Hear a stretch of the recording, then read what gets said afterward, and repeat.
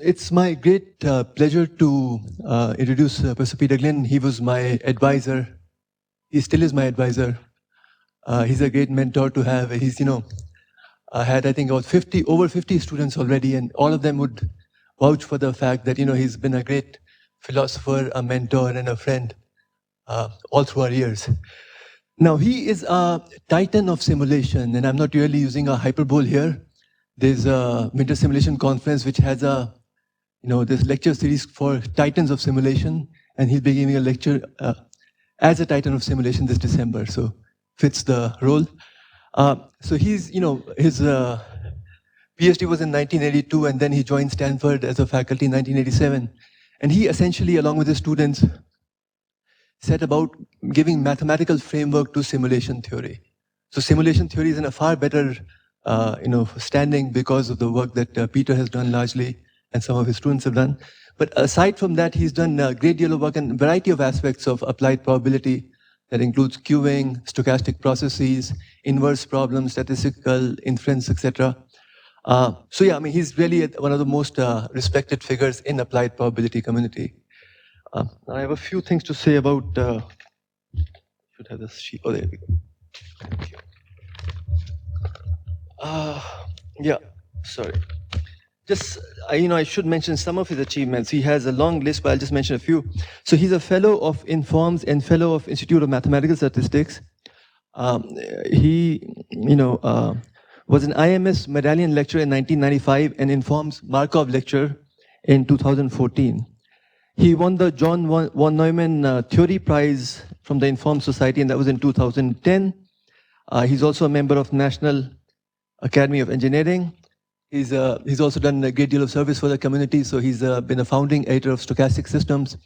And as per his webpage, he's the editor-in-chief of Journal of Applied Probability and Advanced in Applied Probability, although he tells me that that's a position he left a few weeks ago. In any case, it's great to have you giving this Turing lecture. Welcome. And second, before we start the talk, I just wanted to request Professor Borker to give a small token of appreciation to Professor Glynn.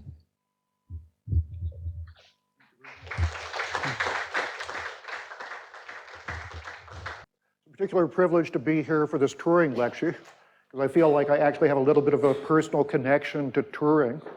It turns out that my aunt was actually working at Bletchley Park in the Second World War when Turing was doing all of his cryptography work. So I've had a number of conversations with her over the years about those days. And it's very nice to be here and to have the opportunity to give this Turing lecture. Turing, of course, is a giant in 20th century computer science, a giant really in 20th century mathematics. Did lots of interesting and important things. I was in Hong Kong a few weeks ago, and I had the privilege of sitting in on a lecture by Stephen Smale. Stephen Smale was talking about self-stimulated periodic behavior in dynamical systems. And to my surprise, it turned out that in the 1950s, Turing actually did work on that class of problems also. There's many things that Turing did over the course of his career.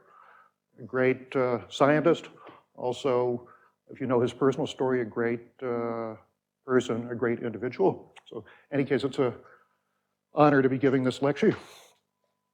So I was asked to give a sort of general lecture to the audience here. So this is not a lecture that's intended purely for specialists in the field that I work within. Really what I'm going to be talking about today are some basic things related to what should a well-educated scientist know about the world of sampling. Now, the world of sampling is a big part of what I've done research-wise over the years. I've done a lot of work in the area of Monte Carlo. Monte Carlo is something that I'll talk about later on in this talk. It's one of the principal 20th century, 21st century applications of sampling. So I'll have more to say about that in a moment. So in any case, this is intended to give you a sort of overview of some of the interesting things that are worth knowing about sampling. So what I'm going to talk about is sampling as a scientific methodology And I'll talk about it primarily in two contexts, the statistical setting and in the computational setting. And then I'll mention at the end of the talk, if I have a bit of time, I'll mention a few other settings in which sampling is taking on a particularly important role in the 21st century. So what is sampling? Sampling is really just all about selecting individuals from a population with the idea that that subsample from a population is going to represent the population as a whole. So very simple and natural idea. Despite being very simple and very natural, turns out that sampling has a relatively recent history, as we'll discuss. Now, it's certainly the case, if you look through many ancient civilizations, that for a variety of different reasons, there were often full enumerations done of the population. So full censuses of the population in places like ancient China, Egypt, Rome, many other things. In fact, the Bible talks about census. And what was driving most of these early censuses was collecting of taxes, right? People wanted to know where, taxman wants to know where you live and how much money you have. So that was the driver for censuses. But sampling is not a full census. Sampling is a much cheaper, easier thing to implement. We don't go for the full population, we just sample a random subpopulation. So the first real survey that was done, the real first sample that was taken, was apparently a sample taken by John Grunt in the 1600s. And his goal was to estimate the population of London. He was a merchant, and I'm going to just go through how he estimated the population of London in the 1662. So he did a little bit of a survey. He found that roughly there were about 3 deaths in 11 families. So that was probably, his sample size was probably n equal to 11. And he probably discovered there were 3 deaths in those 11 families in the year 1662. Then, for whatever reason, London was keeping reasonably good track of the number of burials that were going on per year. Maybe they had to assign space in the cemeteries to the burials, who knows? But they knew that there were roughly 13,000 burials occurring per year. Now he knows that there are about 48,000 families in London. And then he did some more survey work, and he discovered that there were roughly 8 individuals per family, and he came up with an estimate of 384,000 people. So that was John Grunt's survey of 1662. The next known instance of sampling was apparently Pierre Laplace in 1812 attempting to estimate the population of France. And as it turns out, when he was doing this estimation, he wanted to know how much sample error he had. And he used his central limit theorem. He was well known for his contributions to the normal approximation central limit theorem. He used the central limit theorem to assess the accuracy of these estimates that he was doing. Okay, so so today, statistical sampling is used almost everywhere. We all know the influence that surveys have in political polling, in elections. If you lived in the United States, maybe even if you didn't live in the United States, there was a big surprise in 2016 with the outcome of the 2016 presidential election. All the polls were predicting that Hillary Clinton would win. Of course, she didn't win. And as a consequence, many commentators have said in the last 3 years that there's something wrong with the polling. Now, what also is the case is when you do polling, there's a statistical uncertainty associated with the poll. And it turned out that Trump was within the margin of uncertainty for basically all of those polls. So at some level, all the polls were actually correct in that, yes, there was a significant probability that Trump could win, and indeed he did win the election. So I'll say a little bit more about political polling later. It's also widely used in the area of market research. Many companies need to assess whether there's going to be a market for a particular new product. That's typically done by taking a survey of some kind amongst the potential customer base. In the area of biostatistics, there are an enormous number of clinical trials going on at any given time, trying to assess various treatments and so forth. That's typically done through a sampling-based approach. And one very important application of sampling these days is in the world of A/B testing, internet commerce companies, in which internet commerce companies have the ability online to potentially treat some of the incoming customers of their platform differently from others to test out new sales strategies, in particular to choose some random subset of the customers coming in to see a new ad or to potentially receive a new purchasing incentive, and then to see what impact that has and maybe apply it across the entire platform. So this is going on all the time on these internet platforms. We're not aware of it, but probably all of us have been subject to some A/B testing over the years.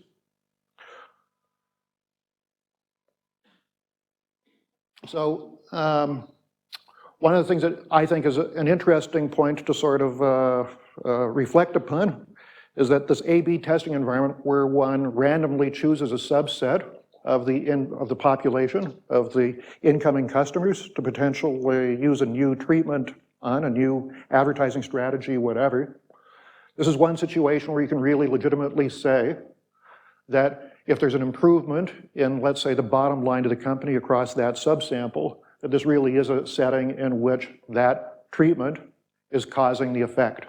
So many times in the world of statistics, it's hard in looking at a outcome and a treatment to discern whether the treatment itself is the causation for the effect.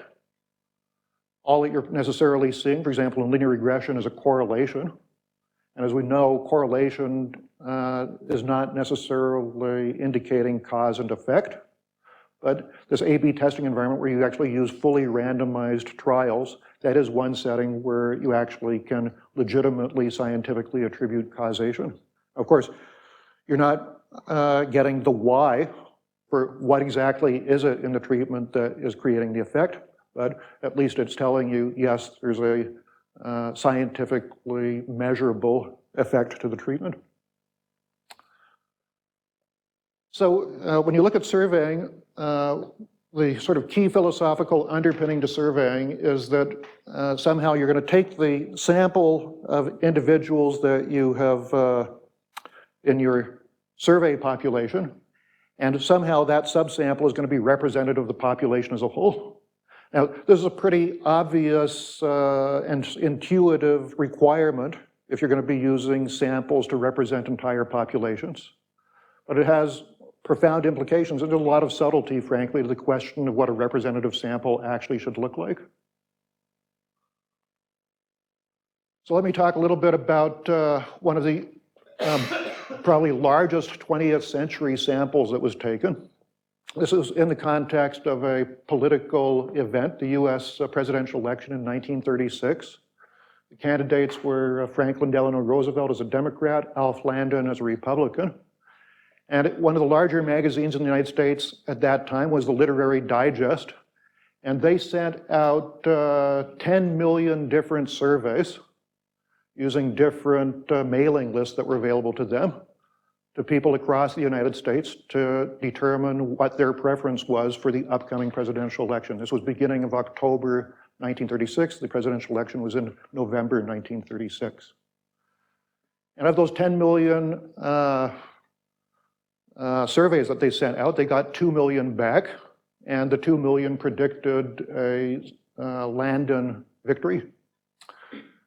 Now, George Gallup was a statistician who started up his so-called Gallup survey in 1936. And the Gallup survey used 50,000 responses, and the 50,000 responses predicted a Roosevelt victory. Now, probably many of you are aware of the fact that it was Roosevelt who won that election. He won 4 presidential elections in a row, starting in 1932 through 1944. This was his second presidential victory. So you can see a 50,000 response survey got a much better prediction than the 2 million response Literary Digest survey. Now, why was that? The problem with the Literary Digest survey were 2 different problems. One is what statisticians call selection bias. So the mailing lists that were used were not representative of the entire US voting population. Typically, they were going to people that had magazines and so forth. This was the Great Depression.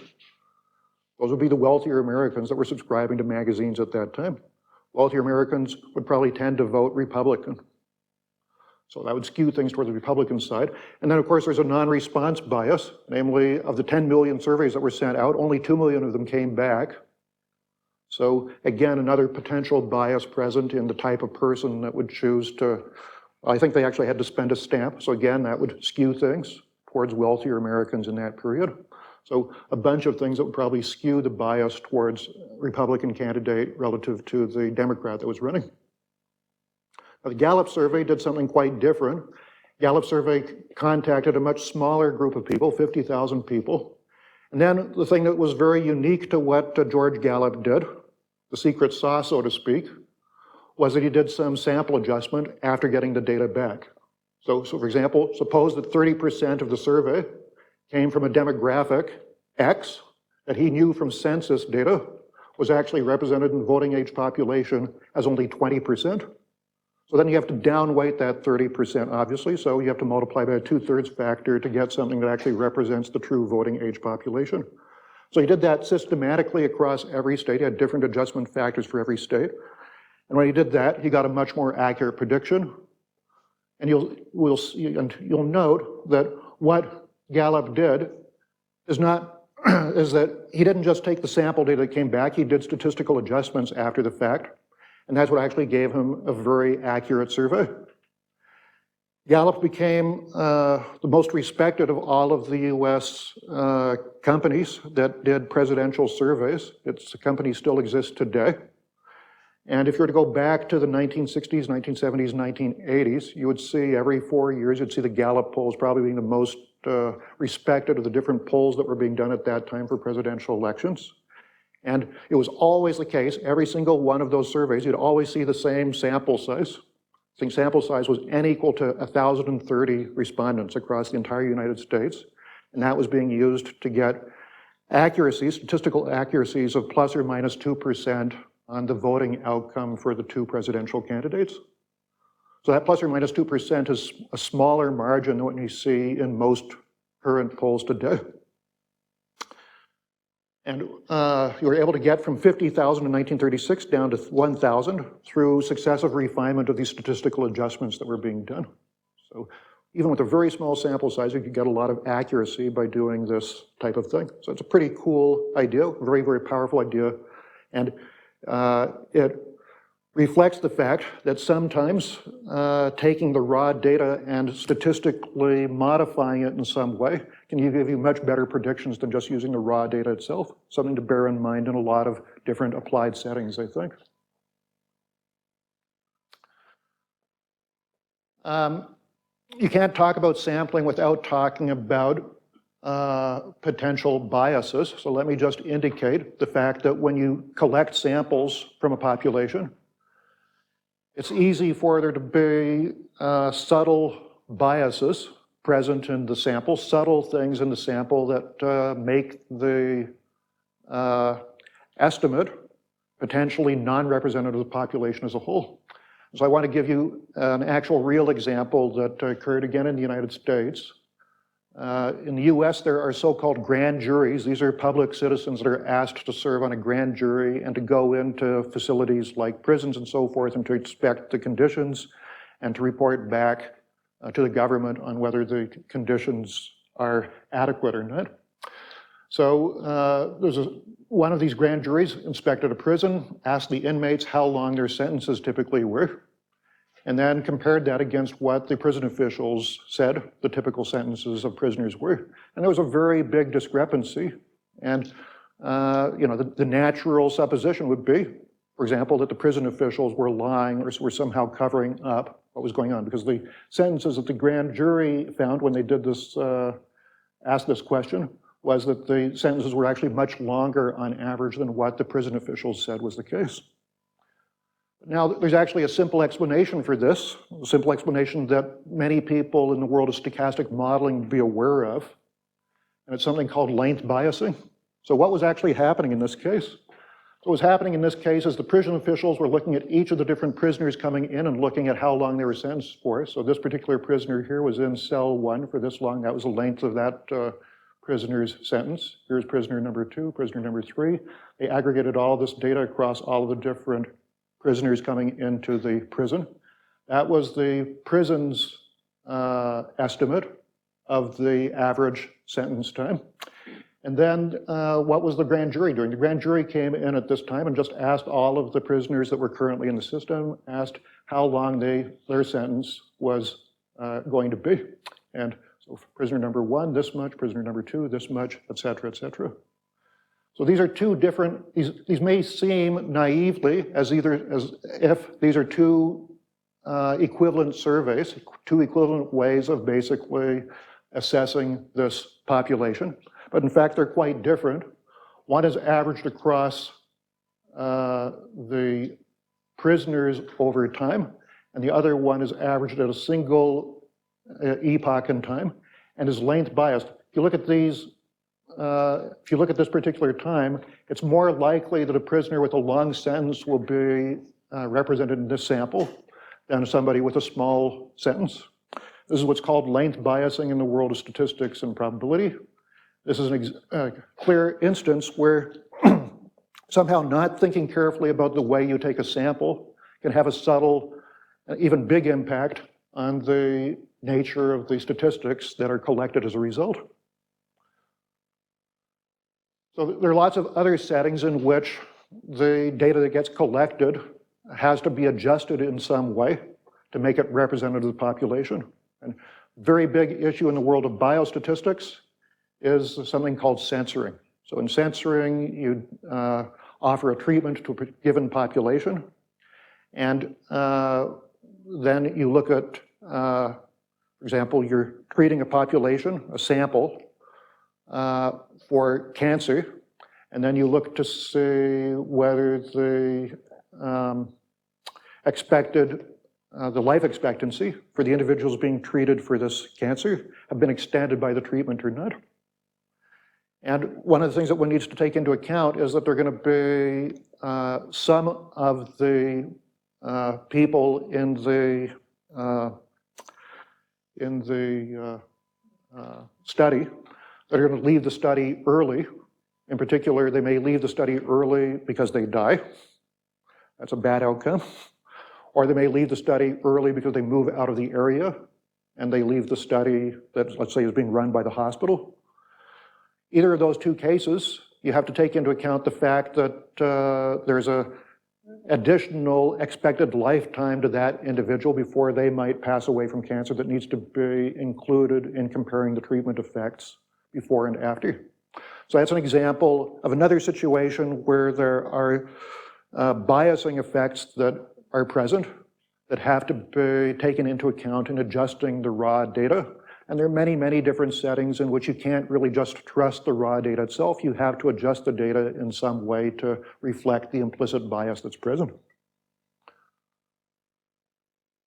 So there are lots of different areas represented within the world of statistical sampling that are quite active. I'm just going to mention one here, and that has to do with, again, trying to assess causality. Good example, I think, of a situation where it's hard to pull apart causality and effect is in the context of studies of people that are smokers. Right? So you'll certainly see that people that are smokers have significantly shorter lifetimes than people that are not smokers.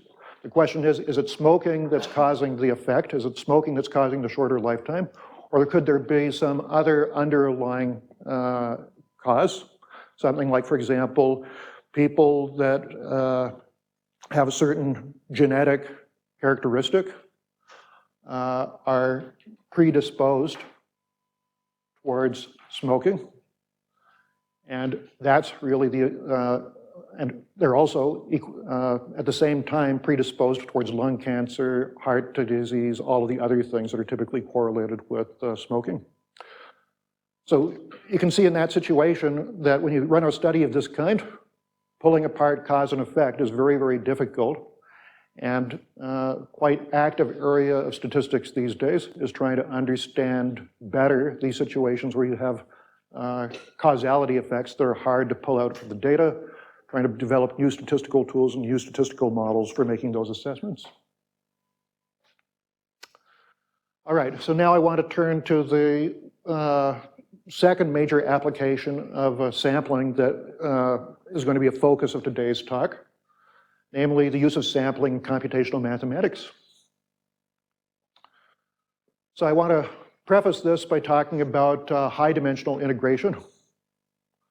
So we want to compute some high-dimensional integral, and I just want to make the observation that when we have a high-dimensional integral, I can do a change of variables to this function g, and now represent this integration problem as a function over the unit hypercube. So I'm going to focus now on looking at integration over the unit hypercube in d dimensions. So a very important observation from our standpoint is going to be that this integration can be viewed as being one where we're taking f of x and integrating over the whole cube in a uniform way. The fact that we're weighting the f of x values uniformly over the cube is equivalent to just randomly sampling a point uniformly in the hypercube, looking at its f value, and computing the expectation of that random variable f of u. So any d-dimensional integration of this kind, or equivalently any general d-dimensional integration over all of Rd, can be re-expressed as the expected value of a random variable. And equivalently, any expectation of something involving a function of d independent random quantities that can equivalently be expressed as a d-dimensional standard integral of this type. Now the point is that when we have it represented as expectation, we now have the ability to potentially numerically compute this expected value, or equivalently this integral. They're just sampling points uniformly from within the hypercube, and then estimating this integral just as an average of the f of ui's. And then we know through this wonderful probability result of the law of large numbers that this alpha n will converge for large sample sizes n to the correct expectation. So the high-level perspective that I hope we're taking away here is that integrals and expectations are equivalent concepts, and that we can use the law of large numbers to compute expectations via sampling. Now, this idea that you can compute high-dimensional integrals via sampling is an idea that goes back to Stan Ulam in 1946 and John von Neumann. They were close friends, close collaborators. And Ulam apparently developed this idea when he was convalescing from an illness. He was extremely interested. He was got great enjoyment out of playing this card game called solitaire. So he played a lot of these games as he was trying to convalesce. And as he was convalescing, he had this idea that if he wanted to compute the odds of a particular type of hand showing up in solitaire, that one potential way of doing that was to use these new digital computers that he had available, and to basically compute the probabilities via sampling. So that was the beginning of the Monte Carlo method. Then he realized they could actually also use the same sampling method to do some very challenging physics calculations having to do with design questions that were arising in radiation shielding problems that were under consideration at Los Alamos National Laboratory at that time. That was where Ulam and von Neumann were doing a lot of their work at that time. So that was the beginning of the Monte Carlo method. Now, Monte Carlo method, that name came up because this was secure, secret work being done at Los Alamos National Laboratory. And Ulam and von Neumann's close friend, Nick Metropolis. So if you've studied the world of Markov chain Monte Carlo, Nick Metropolis is an important name there. This is the so-called Metropolis algorithm, probably the most one of the most important algorithms developed in the 20th century. And I've read at least one survey of top 10 algorithms of the 20th century, and MCMC, Markov chain Monte Carlo, in particular the Metropolis method, is always on those types of top 10 lists. So in any case, Nick Metropolis suggested the name Monte Carlo. Why Monte Carlo? Because that's where the big gambling casino of that era was, and in particular, Ulam's uncle apparently was a very active gambler. And at least according to the Wikipedia entry I was reading, apparently he borrowed a lot of money from his relatives when he went to gamble at this casino. So it was probably a bit of a bête noire within that family. And maybe this uncle's gambling addiction had been extensively discussed amongst the physicists at Los Alamos, and that's how he ended up with the name Monte Carlo. Now, there's also sampling that occurred before the pre-computer age, and many of you who've taken probability classes will probably be familiar with this Buffon needle problem. So this was a calculation that was done in the 1700s by the French mathematician Buffon, and what he did was probably the first instance of using geometric probability to do a calculation. You have a bunch of lines, you drop a pin, and then you compute the probability that the pin crosses a line. And that turns out to be something you can express in terms of the distance between the lines. That would be t, and the length of the pin, that would be L. And you get this quantity. And that, of course, suggests that if I use the law of large numbers to estimate this probability, then I get an estimate of the left-hand side. And now I can back out an estimate of pi through this formula. So one way of estimating pi is just by doing lots of these pin-dropping experiments. So he did do that, and he got, I think, pi correct to maybe 3 significant figures, something like that. All right, so now let's talk a little bit about the Monte Carlo method. We already know the Monte Carlo method is convergent by the law of large numbers. What about the rate of convergence? So central limit theorem, this is another of the celebrated results of probability, going back to Laplace and others in that era. What it basically tells us is that the Monte Carlo sample average is approximately the value that you're trying to compute plus an error term, and that error term is approximately normally distributed, follows the familiar bell-shaped curve of the Gaussian or normal distribution, and the error goes down at rate 1 over the square root of experiments that are done, 1 over the square root of trials that are done in the Monte Carlo, with a proportionality constant equal to the standard deviation of the random variables that are being generated. Now, this is a very slowly converging method. It converges only at rate 1 over square root of n. And I'll just repeat what I said this morning to my audience. One way of thinking about that square root convergence rate is that if you want to get one additional significant figure of accuracy, that of course is equivalent to increasing the accuracy by a factor of 10. You have to increase the number of samples by a factor of 100. So Monte Carlo is not something that you use when you want to get a high accuracy answer. It's something you use when you're satisfied with 2 or 3 significant figures.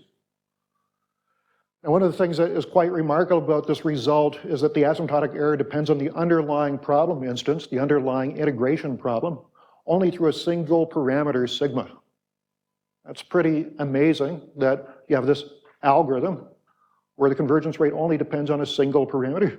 That's not true of almost, I mean, there are very few other numerical algorithms that have that particular characteristic. And if you look at numerical schemes for solving differential equations, typically there'll be error estimates that involve different orders of derivatives in the solution. Lots of different things will enter the complexity of the algorithm. If you look at linear programming algorithms, various optimization algorithms, there'll be lots of different problem characteristics that play a role in the complexity. But this is a setting where there's only one parameter that basically governs the convergence rate. Pretty remarkable thing. Now, given that it's such a slowly converging method, why is it so widely used? So this is what I want to spend the next minutes talking about. It's widely used because it's a very versatile method. It's insensitive to the so-called curse of dimensionality. So I'll say more about that in a moment. It's easy to modify code to reflect changes in the underlying mathematical model. And when it's used on problem formulations that are stochastic inherently, you can get lots of additional insight into the underlying stochastics by looking at visualizations of the dynamics of the system over time. I'll say something about all of these different issues in a moment. So let's talk about the numerical alternative to Monte Carlo. So the most obvious numerical alternative to Monte Carlo is, I'm just illustrating this now in the case of a one-dimensional integration problem. So here we have a one-dimensional integration over the unit interval. Standard way of numerically computing this is to use the definition of the Riemann integral to approximate the integral, which means that we subdivide the interval up into subintervals, having right endpoints x1, x2 up to xn. Let's imagine that the xi's are uniformly spaced through this interval. And then we just approximate the function over each of the subintervals by a constant. So in this case, for example, I've approximated the function by the value at the right endpoint. And then we just add up the areas of these different rectangles to approximate the area under the curve. And that, of course, is just going to be my n inverse. Each of the base of each of these rectangles is 1 over n, because I have n of them. And the right endpoint value is just the f of xi. So this is basically just adding the areas under the rectangles. And of course, the theory of Riemann integration says that the function f is continuous almost everywhere. This alpha n converges as n goes to infinity. And one of the things that we see in this analysis is that this integration rule is exactly integrating functions that are piecewise constant over these subintervals. So you can get better integration rules by, rather than just integrating exactly constant functions, what about if you can integrate all functions that are polynomials of order p or less? That's a much bigger class of functions that you can exactly integrate. You should be able to get much better, faster integration schemes if you take advantage of functions f that are suitably smooth to that order. So if you use rules that exactly integrate p-th order polynomials by weighting the function values, not through 1 over n, but through different weights, you can choose the wi's so that this integration rule exactly integrates all p-th order polynomials. That amounts to setting up a system of linear equations for these wi's. And the wi's can be easily computed. And now you have a scheme that converges much faster than the scheme that I mentioned here. And then you can do even better if you recognize that another design variable in the integration scheme is not just the weights on the function values, but also where you do the function evaluations. So now you put in a general set of xi's. Now you have two sets of design variables, the wi's and xi's. Now you can get integration schemes that basically integrate all polynomials of degree 2p.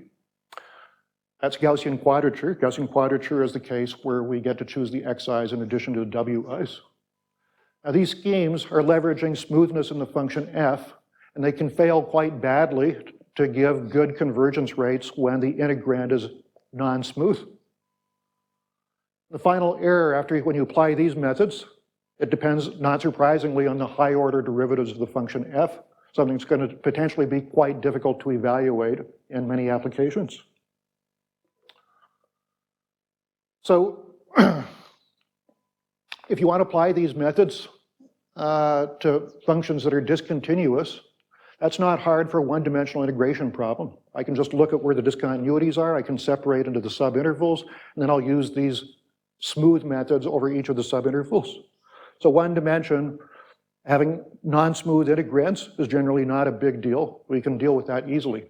We can see already that when you get into 2 dimensions and you look, for example, at an integrand that is the indicator of this set, 1 inside the set, 0 elsewhere. So we're basically now trying to compute the area of this region A.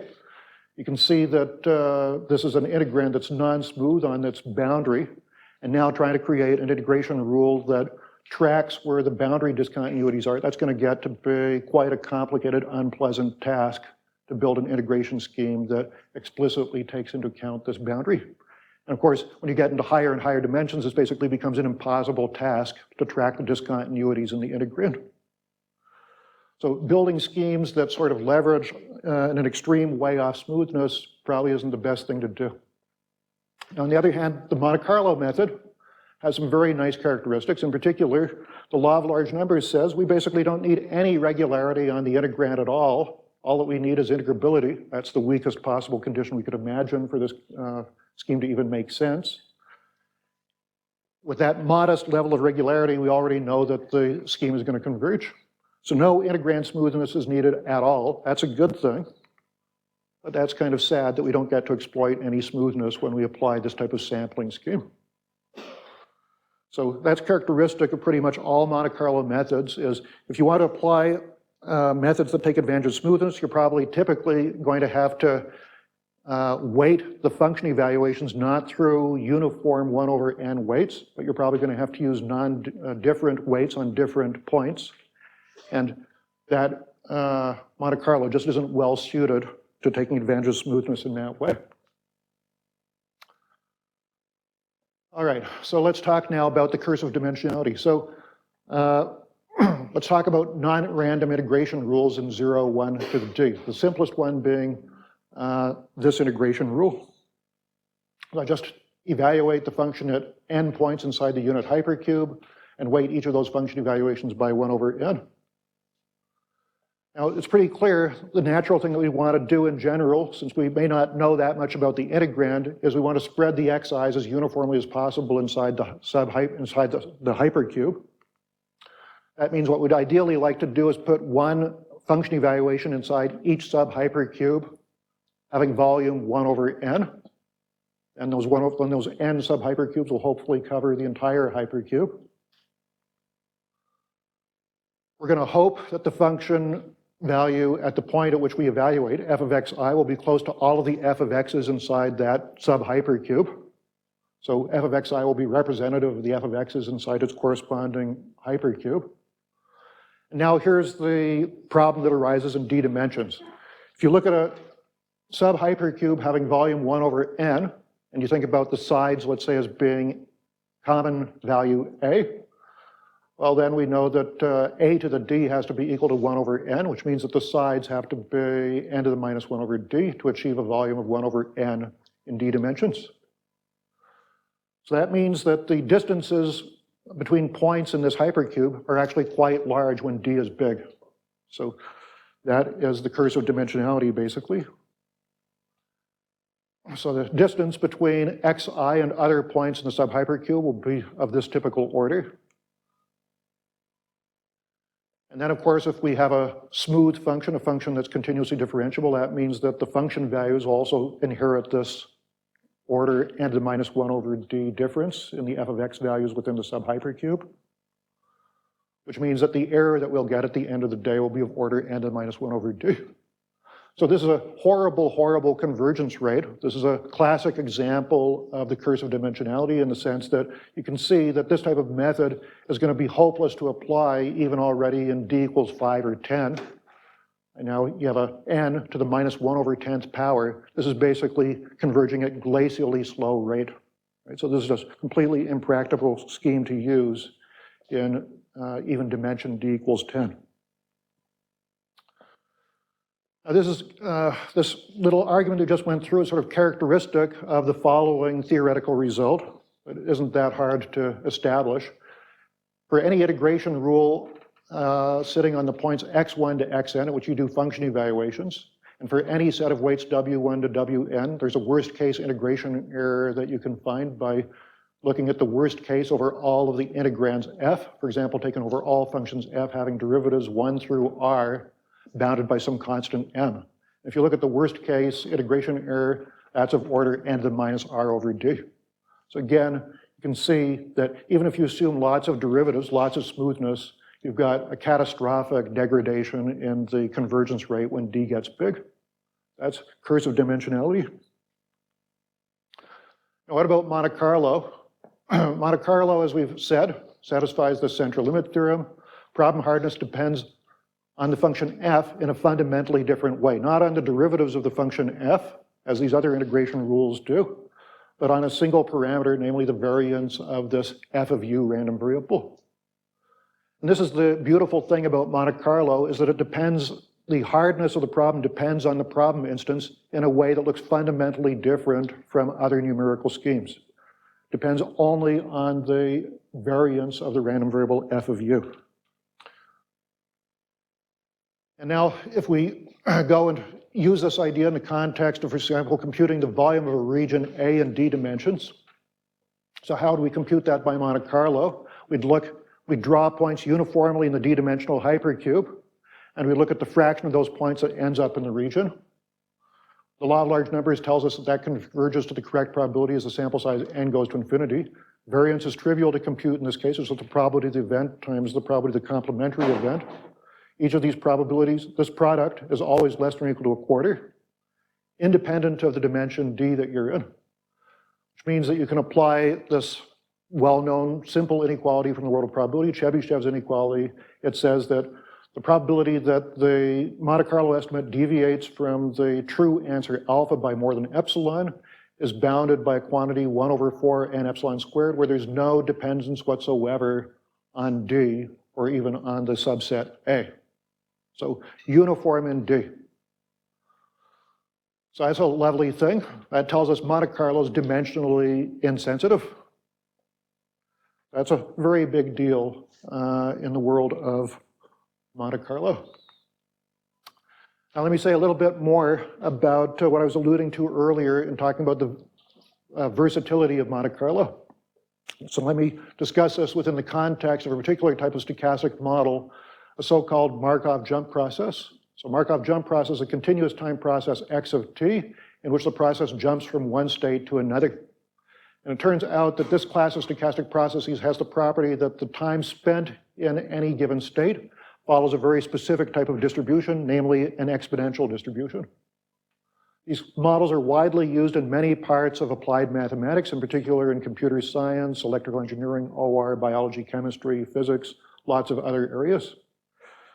As I said a moment ago, a mathematical requirement in building this class of models is that the time spent in successive states visited has to follow this very specific distribution.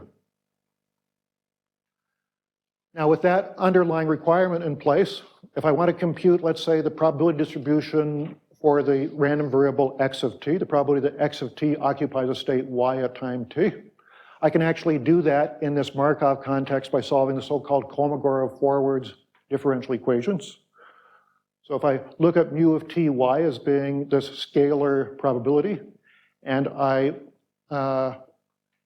create a row vector in which the yth entry of that row vector is this mu of ty, then I get a row vector mu of t, and that row vector mu of t has to satisfy this differential equation, this linear constant coefficients differential equation, mu prime of t equal to mu of t times q, where q is the so-called rate matrix of the Markov jump process. So in the presence of this exponential distribution assumption, we have this very nice characteristic that the probability distribution of the Markov chain can be computed by solving this linear system of differential equations. Now, I should point out that if you do solve this system of linear differential equations, it's inevitable from a numerical standpoint that the complexity will increase quadratically in the number of states. It's just a consequence of the way that the discretization is put together involving row vector multiplies, that you end up with a complexity increasing at least quadratically in the number of states. Now, one of the things we should recognize here is that this method is computing not the dynamics of the random process X, which was the object that we started off with and we're interested in. It's computing the dynamics of this deterministic probability distribution mu of t.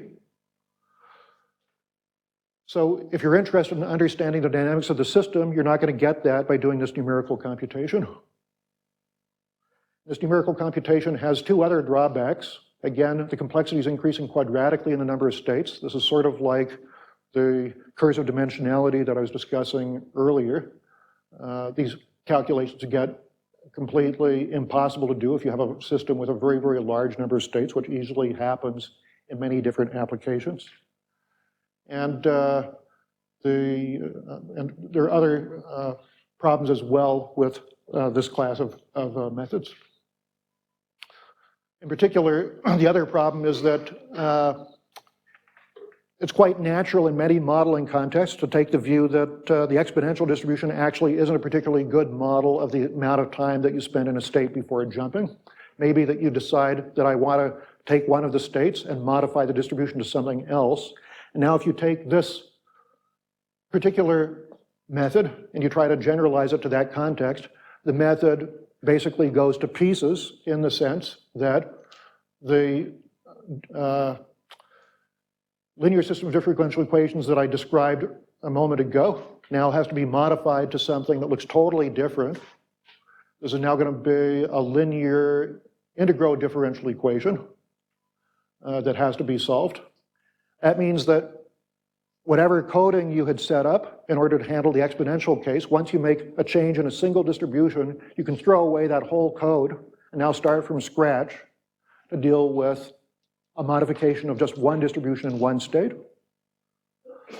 So these methods, in particular, solving these differential equations as I've just described, this is a great method if you believe the underlying Markov jump process model and you're satisfied with that. If you think that you're going to be modifying the underlying distributions, it's a very fragile method in the sense that once you modify anything at all in the model, you're basically outside the class of models that can be solved simply by solving this simple system of linear differential equations. Things get a lot worse in terms of the numerical calculation that has to be done. So these are very fragile numerical schemes in the sense that modifying the underlying model in this rather benign kind of way basically has a very big impact on the code base that you need to use.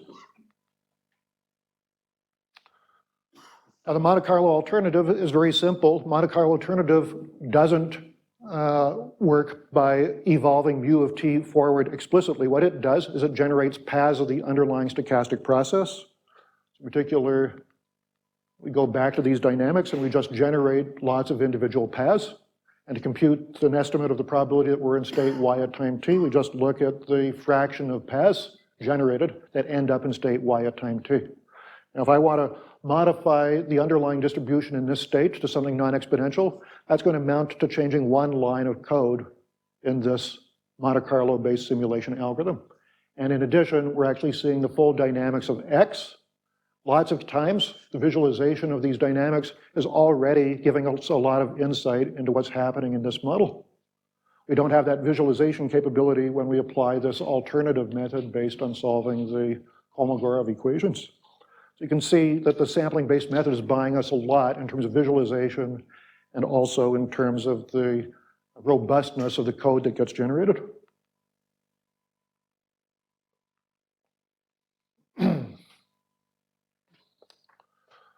So let me just finish this part of the talk by just saying a little bit about the key difference between statistical sampling and Monte Carlo sampling.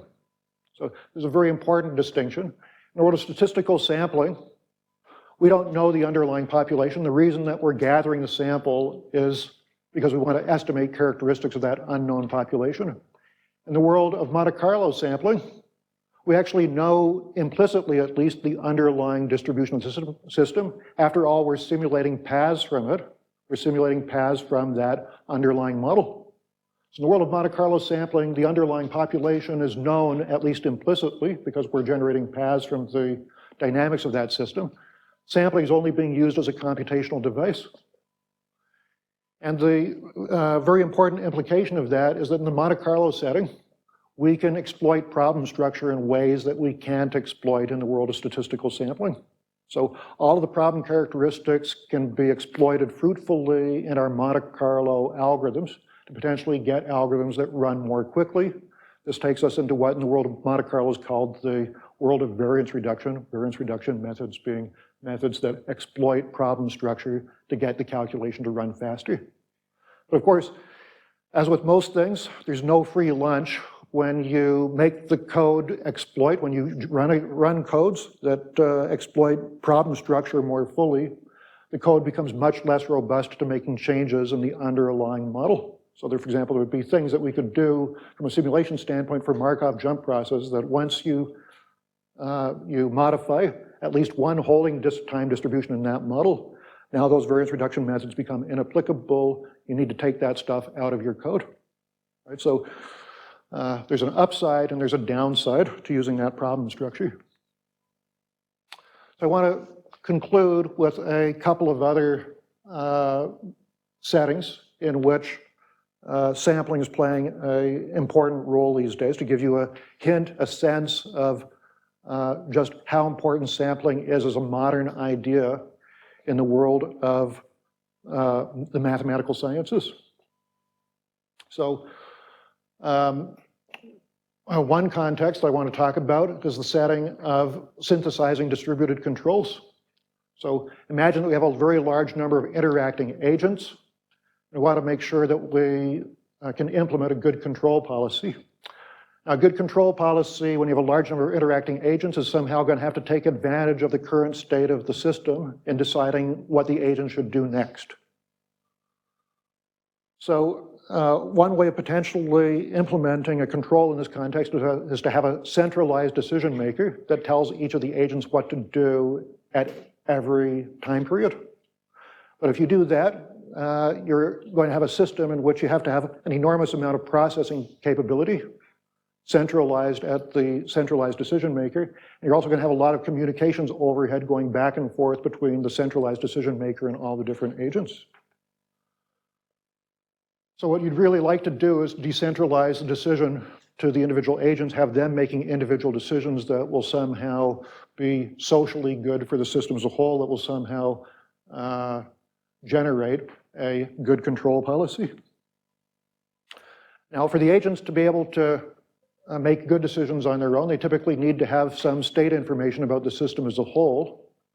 Now, how can that be done in a decentralized or distributed way? That can be done by sampling. We don't need the full state of the entire system. We don't need to know what all the other agents are doing. If we sample just a few of them, we would already have a pretty good representative sense of what the full system state looks like just through extrapolation out to the population as a whole. So there are many settings in which you can create good control algorithms that can be decentralized to the different agents that are present in the controller, and in which the information that the agents need in order to make good decisions is obtained through sampling schemes. And let me give you one instance of this. So imagine that we have a server farm. We have incoming jobs to the server farm. The server farm might be something that a big internet provider like Google might be processing incoming requests coming to the server farm. They have lots of, thousands and thousands of different cores sitting at this server farm. And you have search requests coming in. You have n different servers. How do you assign these things to the different servers? And of course, what you'd like to do, probably the best thing to do, is to assign an incoming job to the queue that has the fewest jobs queued up in its waiting room, in its buffer. Doing that would allow you to balance the load across the different servers and give you good performance, in particular, good throughput. So one approach to doing that would be try to do something in a centralized way. The centralized controller assigns incoming jobs based on the shortest queue. If you want to do that, the centralized controller needs to know at all times what the state of all the queues is and needs to communicate to each and every incoming job where that particular job gets assigned. That's something that just doesn't work when you're trying to work at the scale of something like a server farm. So that's an impractical solution. Another approach is just have the job randomly choose one of the n servers. Now, if you do that, it turns out that it's easy to show in a stylized modeling context that the probability that the buffer will have at least I jobs in it will go down at rate rho to the I as a function of I, where rho is some parameter that reflects the load per server in this model. And then the other thing that you could do is just take a sample.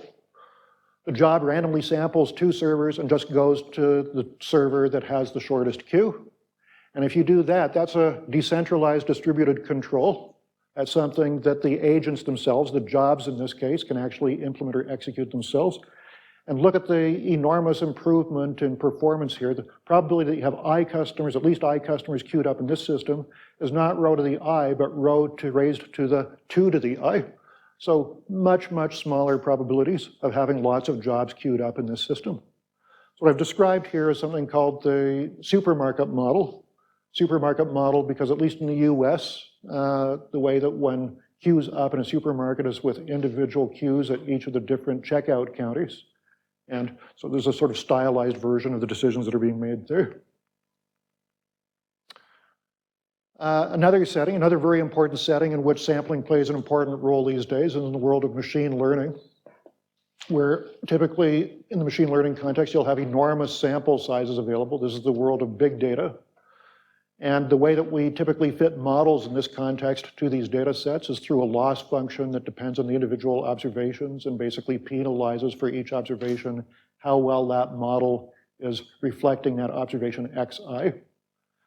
Then we want to find the set of parameters theta, which minimizes the loss, which fits the model, that fits the data the best over the set of potential model parameters. So this type of model fitting procedure is certainly viable to implement when the n isn't too big, but when you're thinking about big data where the n could be on the order of millions or billions of observations, millions of different data points, this is an optimization problem that just is too big to solve. It's also the case in many of these problems that the dimension of theta is going to be large itself. So an alternative to trying to minimize this is to minimize over a subsample. So sample m of these observations at a time, minimize that loss instead as a surrogate to the loss over the entire data set, minimize with that. Then after you're done with that, resample, minimize again, and then iterate to convergence.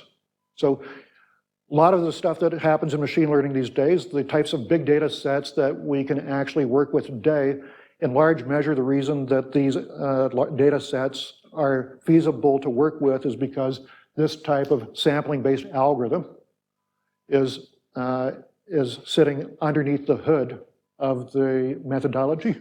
So machine learning today typically is exploiting this kind of sampling idea in an intrinsic and inherent kind of way.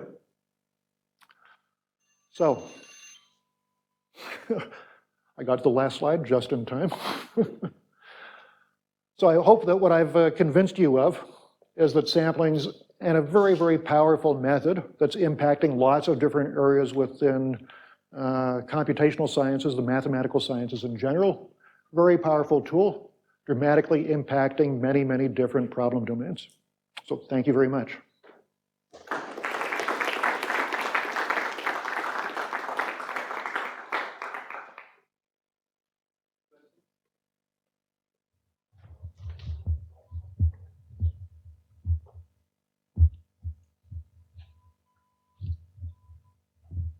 Peter, could you talk a little bit about quasi Monte Carlo in this context?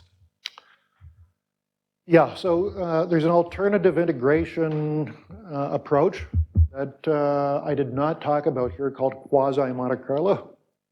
Now, quasi Monte Carlo is not an integration scheme that draws random numbers. But it does have the common characteristic that it weights all of the function evaluations by a common factor of 1 over n. And as I was saying earlier in this talk, one of the reasons that you basically need to weight all the function values by 1 over n is when you're dealing with integration problems involving non-smooth integrands, you're basically forced into uniform weighting of all of the function values. So that scheme also leads to estimates that look like sample averages, except again that the xi's are not generated through random numbers, but are generated through equidistributed sequences. So what's an equidistributed sequence? It's a sequence that is intended to fill out, for example, this problem is a problem over the integrating over the unit square. It's a sequence of x's that's intended to put points as uniformly as possible within this square. So when you apply quasi Monte Carlo, it's not the case that you will see any of the random clustering effects that you would see if you throw a bunch of uniformly distributed random numbers into the square. If you looked at throwing uniformly distributed random numbers in here, you'd see a random pattern where there'd be some random clusters where there are a lot more points in this area than over here, for example. So equidistributed sequences are intending to do this. Random sequences are intending to throw points in a more random way into the hypercube. Now, for these methods to converge, these methods also turn out to be somewhat sensitive to discontinuities. So if you have an integrand that is, again, an indicator function, which is 1 inside a set and 0 otherwise, and you have boundaries that are not oriented relative to the sides of the square. So this would be an example of such a boundary. These quasi-random integration methods tend not to do very well on these types of integrands. But assuming that you have a nicely behaved integrand, something that has finite Hardy-Krauss variation, then this thing does converge. And the rate of convergence is actually better than Monte Carlo. And what does the convergence rate look like? It looks like error goes down as this.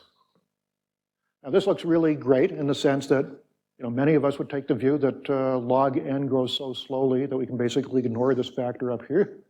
Then we basically have a convergence rate of 1 over n, not the 1 over square root of n of the world of Monte Carlo. But that, frankly, is a bit of a misplaced perspective in the sense that, as usual with big O notation, there are a variety of sins that are hiding inside this notation. And in particular, there's a constant sitting out in front of this. And this constant grows exponentially into dimension d. And if you think about this log n to the dth power, a log n, yes, it grows slowly, but it's being raised to the dth power. It doesn't take log n to be very big before when you're raising it to the dth power, it actually becomes a really big number. So as a consequence, both because the integrands are more limited than in standard Monte Carlo, and because this error bound indicates that the integration error can be very, very large when d is big, even for very, very big values of n. These types of schemes are typically not used in extremely high dimensional problems, but they are used with a lot of success for integration problems of up to, let's say, dimension 50. To dimension 50, these are often more than competitive with Monte Carlo, often are better than Monte Carlo, but when you go to very, very high dimensional problems, dimension significantly bigger than 50, then it's still the case that I think the great majority of people working on such integration problems would take the view that Monte Carlo is the preferred methodology. So, is that what you wanted to know? Great question. Any other question?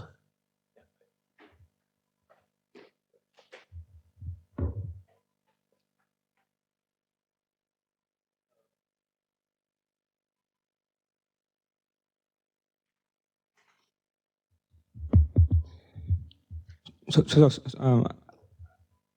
I have two questions. Yeah. The first is, so say we use the MCMC method to find the volume of arbitrary large dimensional bodies. What kind of constraints apply on the body for rapid convergence? That's the first question. The second question is. Before we go to the second question, I didn't quite catch what was the. So we're trying to find the volume using the MCMC method, Yeah. And we want rapid convergence. What kind of constraints apply to that body? Like what kind of convexity or constraints apply on the body, etc. The second question is, we have a distribution, some random distribution, and we generate points from that distribution, and we want to find some kth moment of the distribution. Is there some what is the convergence of that of some scheme like that to find the kth moment of a distribution? So for kth moment, that's just another expectation of the type that Monte Carlo method is intended to address. So there's nothing different about kth moment versus second moment or first moment. Right. It can be estimated in exactly the same way with the same convergence characteristics and so forth. Now there is a caveat that when you're dealing with distributions with unbounded support, so there are arbitrarily large values that the distribution can have, that generally estimating kth moments is harder, intrinsically harder than estimating first and second moments, because the integrand is more impacted by values that are way out in the tail, because the weight that goes with some value out at point x is now x to the k, rather than x or x squared for the first two moments.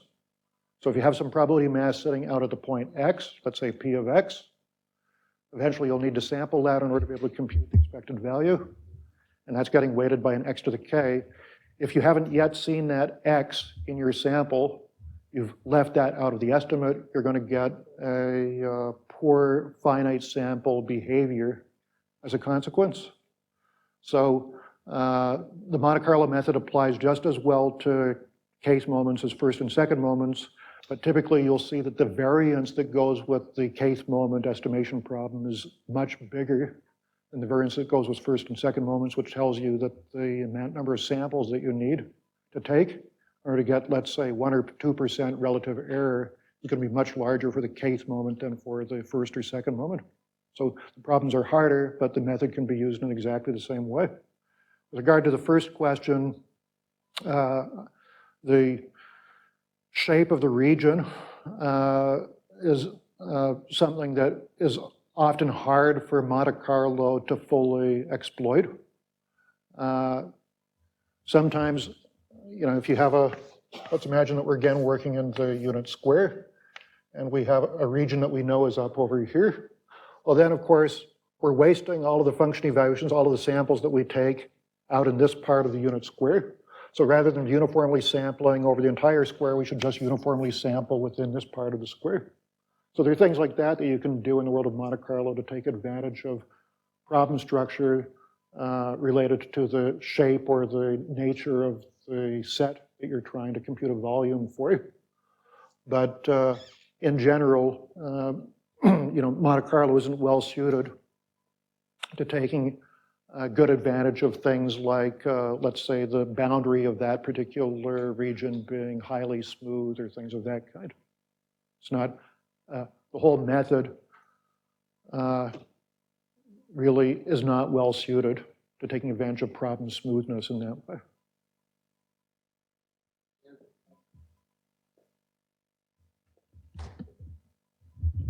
Okay, then I have one question. So Monte Carlo, as we discussed here, relies on randomly generated numbers, and we know that computers generate pseudo-random numbers which are not random at all. Are there problems which require pure random numbers that you can think of where purity of randomness is important, or we can always kind of more or less manage with good pseudo-random numbers? There's no question that you can create integrands where pseudo-random sequences are going to fail badly. So the question is, when you look at problems that people actually solve in practice, are there situations where Monte Carlo has failed because we're not using truly random sequences, we're using pseudo-random sequences instead? Now, by the way, it's a great question that you've asked, and you've basically raised or opened the door to Monte Carlo's ugly secret. Namely, the ugly secret is we don't actually use truly random sequences. Truly random sequences are, in some sense, a mathematical abstraction. What we use instead are things coming out of mathematical algorithms, typically. Most standard version of this being a linear congruential generator in which the xi's are integers, and the algorithm evolves according to this type of recursion. Let me just say for a moment what this is. You start with an initial integer seed x0, typically a big integer between 0 and m minus 1. M is typically going to be chosen to be a prime number. You take the x that you currently have, multiply it by another big integer, add another big integer onto that, divide this big integer by m, look at the remainder, and that's your xi plus 1. So this type of algorithm actually produces unpredictable looking sequences. If I now take the xi's and divide by m, I get something that looks like a uniform random variable, and that's what historically is the most common source of random numbers on modern computers. But you can see that this is a completely predictable sequence. If I tell you what x0 is, you know what all of the xi's are. This is a completely deterministic sequence. There's no randomness present in this.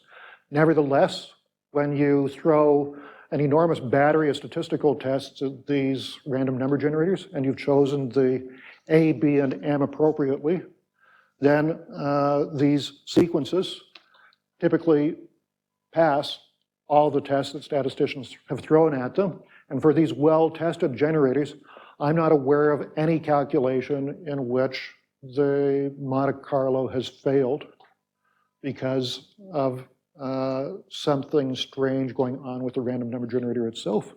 In fact, to the contrary, one of the things that's amazed me over and over again over the course of my career is when you apply these pseudo-random number generators in place of a truly uniform sequence.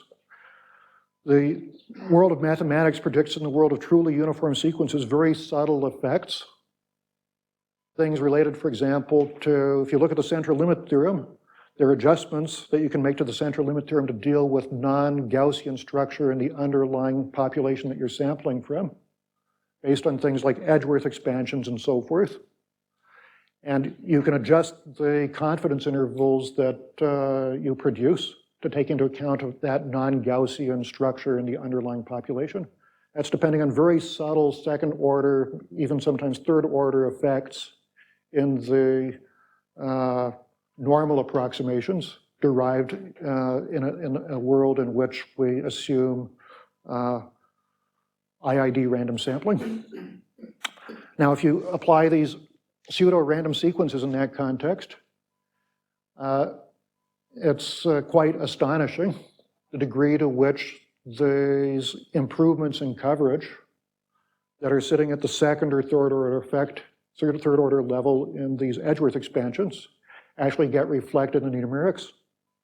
So you're not only seeing sort of gross level structure at the level of the law of large numbers and central limit theorem being reflected appropriately when you apply these pseudo-random sequences in place of random sequences. You also are seeing much more subtle things predicted by probability theory also being presented in the numerics that come out. And it's pretty remarkable, frankly, when you see that kind of thing coming out of these simulations and calculations. So I think the answer to the question is yes, there's this unpleasant fact, I hope somebody repairs at some point, having to do with the fact that in these algorithms we don't actually use truly random sequences, we use these pseudo-random sequences. It'd be nice to understand why it is that these pseudo-random sequences work as well as they do in place of fully random sequences. That'd be a great research question to understand more fully. But at a practical level, I haven't seen any calculations fail because of use of pseudo-random sequences versus random sequences once you've tested the generator properly. So you said that the Monte Carlo method does not depend on the dimension. So does it even make sense to do sampling from infinite dimensional space? I didn't say that it has no dimensional effects whatsoever. I said it's dimensionally insensitive. And for probability calculations, they have that uniform bound. But of course, to generate a random object in d dimensions takes more and more time as a function of d. So the variance stays controlled, but the computer time per observation generated obviously grows as the dimension gets large. That's a factor that I didn't discuss in this complexity calculation. I only looked at variance per sample. I didn't look at the computational burden of generating high dimensional objects. That's something that one also has to take into account. That's a big issue when you're looking at infinite dimensional objects, like, for example, solutions to stochastic differential equations. That's an infinite dimensional object that we are trying to do numerics for. And of course, anything that you're going to do on a computer is ultimately going to be finite at some level. And understanding, there's lots of interesting ongoing work in the world of Monte Carlo in trying to build finite algorithms that can actually generate functionals of infinite dimensional objects like solutions to stochastic differential equations.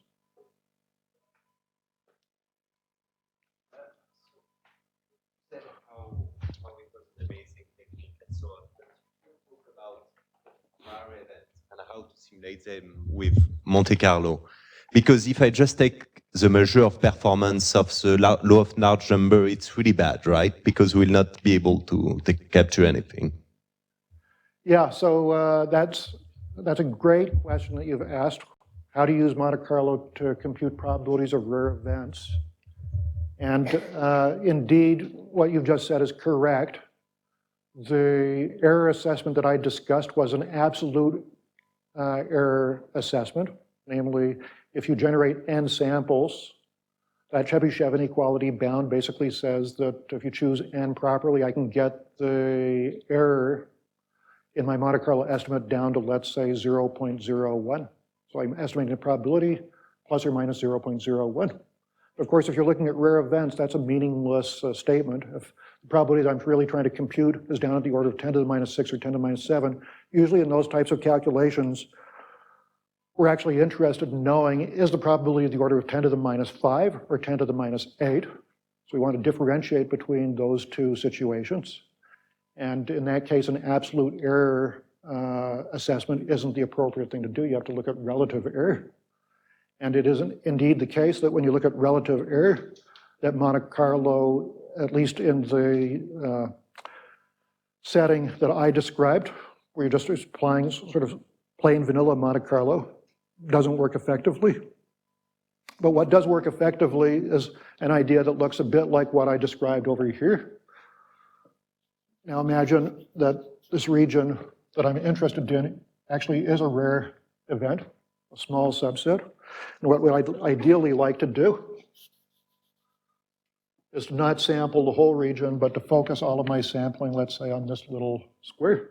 So I want to focus my sampling on the more important subregion of the unit square.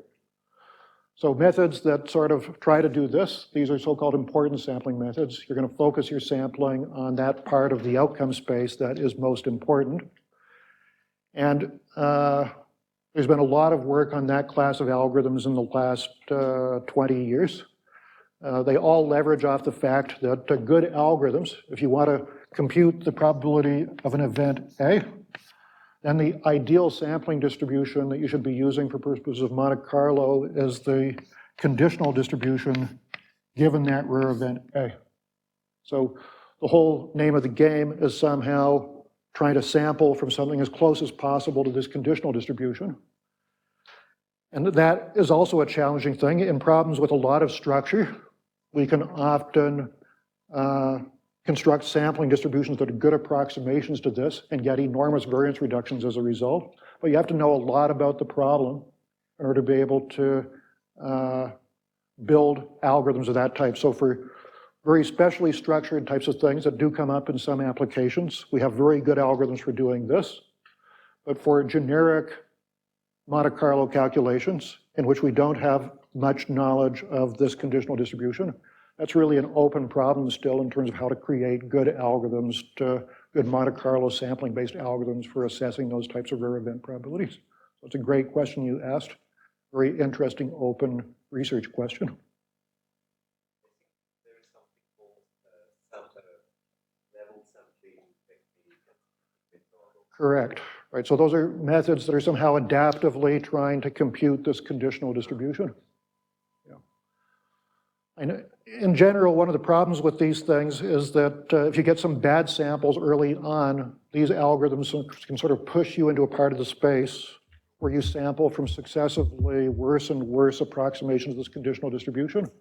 One of the big challenges with importance sampling is it's one of the When it works great. You can get enormous variance reductions. When it doesn't work well, it fails in the worst possible way. And what is the worst possible way? The worst possible way is it fails and you don't even know that it's failing. And the reason that happens is that the way that we do error assessment in Monte Carlo is by computing sample variances coming out of the calculations itself. And when you have a bad importance distribution, not only is the estimator itself bad, but the sample variance estimate is also extremely bad. Typically misleading in the sense that the sample variance should be something very big, but actually it's something very small. And the reason that that's happening is because here's the rare event that we want to sample from, and we somehow have created now an importance distribution that's sitting over here. This importance distribution is basically almost singular with respect to the correct conditional distribution. And as a consequence of that, the fact that its probability mass is basically not at all reflecting the conditional distribution, the sample variances that you can pick up over here are going to be very, very bad sample variances. In particular, you're almost never going to sample this rare event under this distribution. That means you're going to pick up lots and lots of zeros as lots of events in which the rare event isn't seen. That's going to lead to a situation where your sample variance looks extremely small, but in fact, the sample variance should be very big because this is a horrible sampling distribution that you're using. So importance sampling has the unfortunate characteristic that when it fails in a disastrous way. So I had a question which actually relates to both the last two questions, which is, so you were talking about this, Sandeep was asking about the pseudo-random number generation, and you talked about the Edgeworth expansions. And of course, one has some sort of robustness to, with these Edgeworth expansions to distributional properties, and even to some extent, independence properties. So maybe it's not super surprising, but still surprising that something deterministic leads to that. But I was wondering, in fact, about rare events. So if you had things that really you cared about, sort of tails of the random number generation, then they would be much more distribution sensitive, and then would you actually see the effects of pseudo-random numbers more than properties that only mattered, only took into account things like Edgeworth expansions? That's a great question, Kavita. And let me give you just another.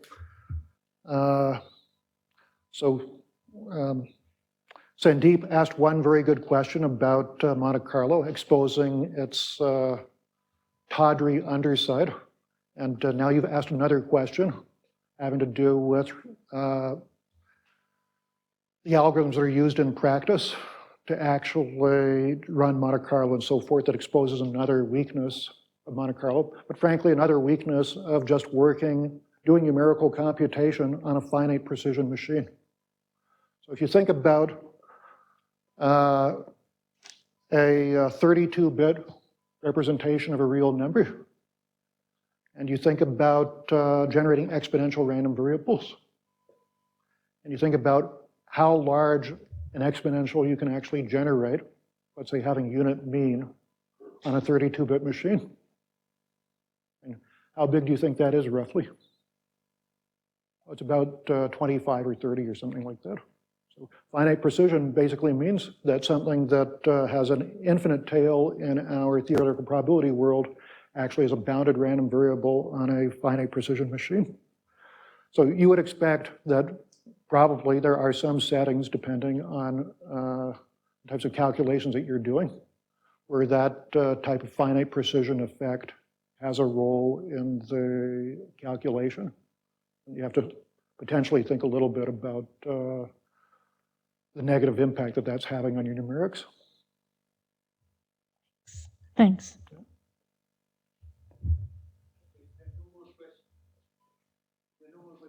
Thank the speaker for a wonderful talk. Thank you.